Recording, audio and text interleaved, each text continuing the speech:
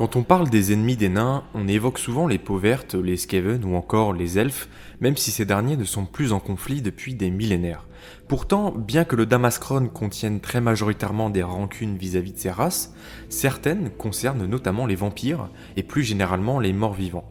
Et bien que la plupart des citadelles naines tombées soient le résultat des manigances soit des Umbra ou de la brutalité des orques, comme on l'a vu avec Karakvarn pour ne mentionner qu'elle, on peut également mentionner le cas d'une citadelle oubliée, située presque en plein cœur du Karaz encore, j'ai nommé Karazbrin, la montagne éclatante, désormais connue comme le pinacle d'argent, tombé sous le commandement de Neferata et de ses légions il y a très longtemps. Alors il est vrai que dans l'histoire, on a rarement vu s'opposer aussi frontalement les nains aux contes vampires qu'avec les autres races. On a quelques mentions des nains, notamment dans les guerres vampiriques, la deuxième pour être précis, lorsque Conrad prit le relais de Vlad von Karstein.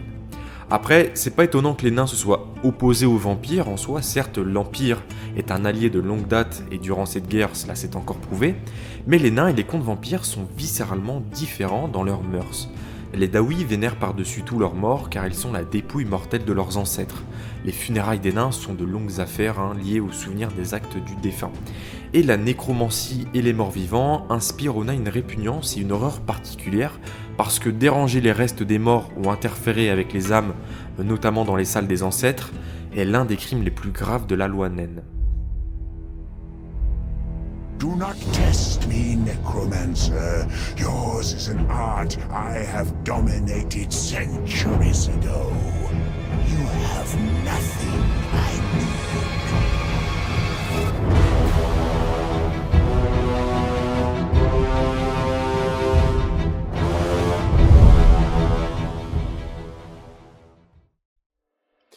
À l'est de Karakongor, au point culminant d'une montagne où l'on extrayait autrefois de l'argent et des pierres précieuses, se trouvait la forteresse de Karazbrin. C'est une cité assez méconnue et les archives naines ne mentionnent que trop peu de choses à son égard. On sait que sa fondation se situe avant les années -800, peut-être aux alentours des années -1000, peut-être -900 ou peut-être davantage avant. Un nain large et particulièrement puissamment bâti, avait perdu son frère et son père, tous les deux tués par un énorme dragon, qui l'eut à son tour tué violemment, là où il transforma son repère en une colonie qui deviendra un fort, connu comme Karazbrin, que l'on peut traduire de montagne qui brille ou de montagne étincelante, notamment grâce au pic majestueux qui, en pleine lune, révèle une pointe qui réfléchit grâce aux reflets de Morslib et Manslib. Le fils de Bori, Razek, était un ranger qui avait voyagé par-delà les terres arides au sud, jusque dans les confins des califats d'Arabie. En -800, Razek et son cousin furent envoyés par son père dans les intérêts de Karazbrin afin de finaliser une nouvelle alliance commerciale avec l'ancienne ville de Murkhain et Kadon, le prêtre-roi de cette dernière. Le partenariat assurait l'échange d'armes naines contre l'or de la ville des terres arides. Mais alors que le fils du roi de Karazbrin voyageait dans les montagnes du bord du monde, Razek tomba dans une embuscade tendue par les hommes bêtes qui décima l'entièreté du convoi, sauf lui. On raconte qu'il fut sauvé par Neferata et 5 de ses compagnons. Puis, autour d'un verre, Razek voulut rembourser la dette de sa vie, saine et sauve, qu'il avait envers Neferata. Lui et donc Karazbrin ne traiteraient désormais plus qu'avec Neferata plutôt qu'avec Kadon. Et pendant 50 ans, ils travaillèrent ensemble alors que Razek tentait de découvrir la source d'or qui alimentait la richesse de Murkhain. Avant qu'en -750, Bori, son père, exige qu'il rentre à Karazbrin, estimant que cette enquête pourrait menacer le commerce entre les deux peuples. Mais vraisemblablement, cela ne changea rien entre Razek et Neferata qui renouvelèrent leur alliance contre une wag menée par un chaman peau verte. Et puis, finalement, en -326, Ushoran lui-même tua Razek et ses rangers qui revinrent à Murkhain pour tenter de découvrir les mystérieux gisements d'or. Après que la mine de Karazbrin fut vidée de son argent, mais bien avant que les nains ne soient prêts à la quitter, l'argent leur fut retiré de force en une seule nuit. Les nains y exploitaient des mines depuis des générations jusqu'à ce qu'une nuit, une horde d'envahisseurs fasse irruption dans la montagne, prenant les défenseurs par surprise. Ce n'étaient ni les peaux vertes ni les hommes rats qui tourmentaient ces montagnes, mais les morts vivants menés par une belle et pâle femme, la reine Neferata de Lamien.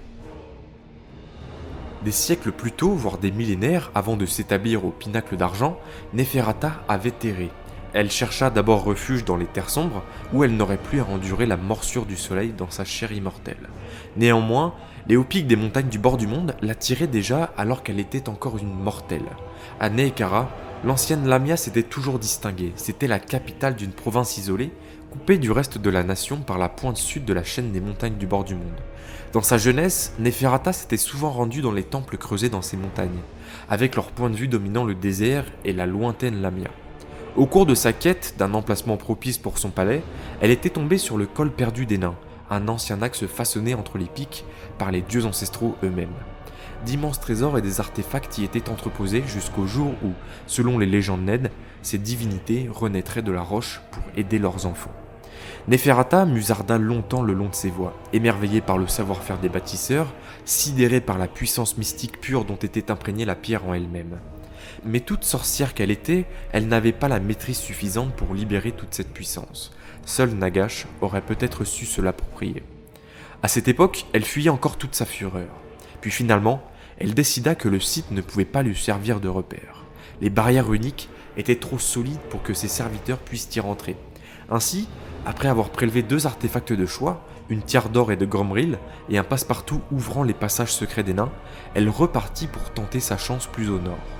Elle sut que sa découverte donnerait ses fruits dans les années à venir, et dissimula donc sa trouvaille avec une cupidité qui n'était pas sans rappeler celle du peuple des montagnes. Et alors qu'elle voyageait depuis longtemps, c'est elle qui ramena la hache de Razek à Bori, le roi de Karasbrin, confirmant sa mort des mains du Shoran. Après avoir exprimé sa rancune contre le seigneur des masques, Bori demanda pourquoi il fit une telle chose. Neferata répondit que cela n'avait guère d'importance et qu'il devait désormais abandonner le fort. Le nain fut probablement abasourdi d'une telle demande, suite à la prise de connaissance toute récente de la mort de son fils. Évidemment, il refusa l'exigence de la reine des Lamianes et lui suggéra simplement de partir. Mais rappelez-vous, Neferata avait trouvé un artefact dans son long périple qui lui permettait d'ouvrir les passages secrets des nains. Et cette demande audacieuse au roi était en fait une ruse puisque Naïma, une servante de Neferata, ouvrit les portes extérieures de la cité permettant aux morts-vivants de s'y engouffrer. Bori s'engagea alors sans attendre dans la mêlée parmi les vampires et affronta les envahisseurs dans le hall d'entrée, combattant un bref duel avec Khaled al-Muntazir, un vampire d'Arabie, avant d'être forcé de battre en retraite, en s'isolant dans les salles les plus basses et en y scellant les accès. 1 an plus tard, la dernière porte intérieure fut brisée et Bori et ses guerriers combattirent dans les escaliers, toujours plus profonds, où il combattit à nouveau Neferata. Et pendant qu'il se battait, elle lui proposa de garder la vie et celle de ses guerriers s'il se rendait après ce long siège, là où il pourrait se retirer vers les temples et où il pourrait discuter de son offre. Cependant, contre ses ordres et exécutant ceux du Shoran, Khaled avait déjà massacré toutes les femmes et tous les enfants nains. Dévastés, Bori et ses guerriers restants prêtèrent le serment de tueur et repartirent au combat. Puis finalement, Bori finit par s'éteindre alors qu'il luttait depuis une année maintenant. De nombreux siècles se sont écoulés depuis cette époque. Les Daouis ont quitté la région depuis longtemps, et seuls les voyageurs venus des terres des hommes se trouvent désormais en vue de l'endroit, et les seuls nains qui y viennent sont les nombreux tueurs, qui n'hésitent pas à s'y retrouver pour s'y venger, en y trouvant dans tous les cas la mort de manière héroïque. Depuis, les nains ont une longue mention dans le livre des rancunes pour Neferata, qu'ils appellent Reine du Mal, pour leur avoir pris la montagne de Karasbrin. Les nains partis, Neferata reconstruisit le pinacle d'argent, le transformant d'une forteresse fonctionnelle en un miroir de son palais d'antan qu'elle avait à Lamia. Dans les pièces qui serpentent l'ancien fort, elle a reconstruit la splendeur de cette ancienne ville. Les senteurs de l'encens brûlant et les huiles parfumées remplissent l'air des salles constamment. Les murs sont recouverts de hiéroglyphes, rehaussés de pierres précieuses et d'or. Des statues en or également, aux yeux faits en lapis lazuli, et semblent observer les belles servantes vampires portant les vêtements de Nehekhara. Les chats des anciennes races du pays des morts marchent librement dans le palais. Les contes de ces lieux ne parlent pas d'horreur comme pourraient le penser les moins instruits ou les moins superstitieux, mais au lieu de cela, ils parlent d'une cour resplendissante, aménagée à la manière et à la mode de Nehekhara et d'un palais creusé dans la roche avec des statues et des murs ornés d'inscriptions étranges. Pourtant, cet endroit est également largement sombre, où la lumière du jour ne peut pénétrer que dans quelques chambres. Ici, Neferata tire paresseusement les fils qui changent l'histoire depuis 2500 ans, gardant son identité secrète alors que les statues à l'effigie des dieux ancestraux ziotent la reine du mal, impuissante.